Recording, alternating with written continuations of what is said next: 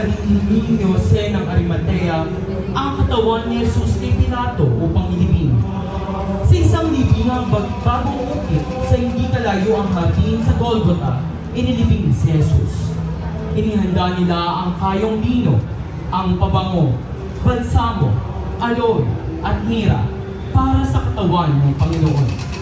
Matapos nito'y ibinulong nila ang isang malaking bato upang takpan ang libingan ni Kristo. Ang imahe ng Santo Entero ay nasa pangalaga ng pamilya ng Yunaong Pedrito Santos. Señor Misericordia! Señor Misericordia! Señor